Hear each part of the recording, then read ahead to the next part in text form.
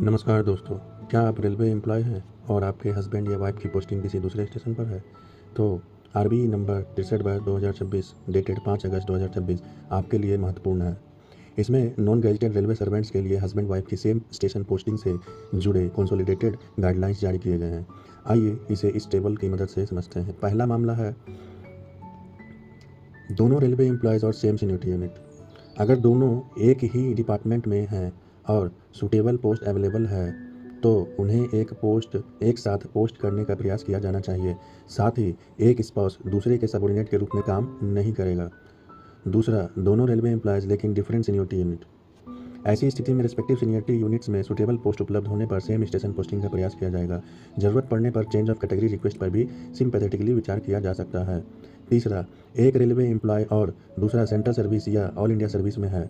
Railway employ को spouse के posting place की जुडिक्शन में या सूटेबल पोस्ट उपलब्ध ना होने पर जितना संभव हो उतना नज़दीक पोस्ट करने का प्रयास किया जाएगा।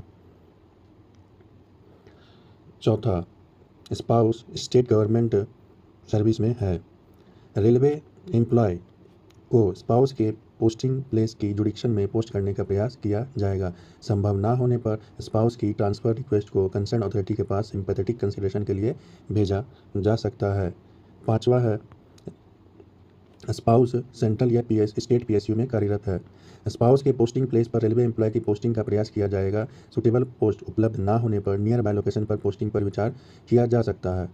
अब दो महत्वपूर्ण प्रोविज़न। अगर स्पाउस के स्टेशन पर सूटेबल पोस्ट अवेलेबल है लेकिन एडमिनिस्ट्रेटिव रीज़न के कारण पोस्टिंग नहीं दी जा सकती या नहीं दी जाती तो स्पेसिफिक रीज़न एम्प्लॉय को बताए जाने चाहिए और नॉन कंप्लायंस की कंप्लेंट को एप्लीकेबल केसेस में कम से कम एक लेवल हायर अथॉरिटी द्वारा डिसाइड किया जाना चाहिए तथा रिप्रेजेंटेशन का टाइम बाउंड डिस्पोजल होना चाहिए। रेलवे बोर्ड ने स्पाउस पोस्टिंग रिक्वेस्ट के लिए डिविजनल और जोनल हेडक्वार्टर्स पर सेपरेट रजिस्टर रखने की बात भी कही है, लेकिन ध्यान रखें यह ऑटोमेटिक ट्रांसफ़र का अधिकार नहीं है। Post availability, transfer rules, change of category rules और एडमिनिस्ट्रेटिव रिक्वायरमेंट्स भी लागू रहेंगे और 2 फरवरी 2010 के आधार पर पहले से डिसाइडेड केसेस को सामान्यतः रीओपन नहीं किया जाएगा। ये instructions non gazetted railway servants के लिए है। गैजेटेड ऑफिसर्स के लिए अलग इंस्ट्रक्शन लागू रहेंगे। यानी आरबी 63/2026 का मुख्य उद्देश्य है जहां संभव हो रेलवे एम्प्लॉयज़ और उनके स्पाउसेज को एक ही स्टेशन पर रखकर फैमिली लाइफ और चिल्ड्रन वेलफेयर को सपोर्ट करना है।